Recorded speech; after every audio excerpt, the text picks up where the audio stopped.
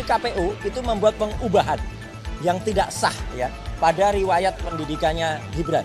Ya, artinya tertulis pendidikan terakhir tiba-tiba diubah menjadi langsung dirubah menjadi S1. Ini nggak boleh merubah pernyataan semacam ini.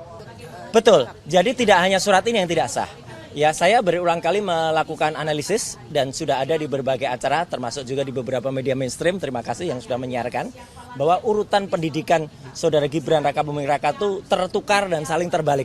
Misalnya adalah yang seharusnya itu adalah hanya sebuah kursus ya atau pathway atau katakanlah itu matrikulasi ke perguruan tinggi, tapi itu dianggap sebagai SMA yang disetarakan ini. Kemudian bahkan ada tulisan juga dan itu sudah dimuat di berbagai media ya, dan itu digunakan waktu itu untuk kampanye yang bersangkutan dan masih ditulis juga di berbagai situs termasuk yang ada di lembaga kantor berita ternama Antara ya, ada dia memiliki pendidikan S1 S2. Bahkan sampai hari ini, sampai saat ini kita ngobrol, Gibran Rakabuming itu di Sekretariat Negara itu masih tercantum terbalik. Ya, jadi artinya dia di Orchard Park Secondary School terus ke MDIS dulu, ke S1-nya dulu katanya, baru kemudian ke UTS, ke Australia. Ini terbalik. Lah kalau urutan pendidikannya saja terbalik-balik begini, kemudian dianalisis itu tidak benar, nah maka apa yang dilakukan oleh dia itu tidak sah. Maka atas dasar niat baik kami datang secara baik-baik ke kantor Kementerian Pendidikan Dasar dan Menengah ini. Dan alhamdulillah tadi sekali lagi saya sudah di WA langsung oleh Prof. Abdul Mukti dan kemudian beliau mengatakan mohon maaf tidak bisa mendampingi karena tapi makanya kita menunggu arahnya siapa yang seharusnya kemudian menerima kami. Karena ini jelas betul ya. Assalamualaikum Mas Roy ya, ini bahasanya beliau ya. Enjang puniko kulo kunjungan kerja wonten Bandung jam 5.30. Sangat halus beliau. Jadi mohon matur nuwun sangat ya, terima kasih sekali untuk beliau ya gitu. Jadi artinya kita nunggu arahan dari beliau. Itu aja. Saya bisa menambahkan. Iya. Sisi juga lagi berjalan perdata di Jakarta Pusat. Ya. Itu kemarin keputusannya adalah sudah lanjut ke proses mediasi.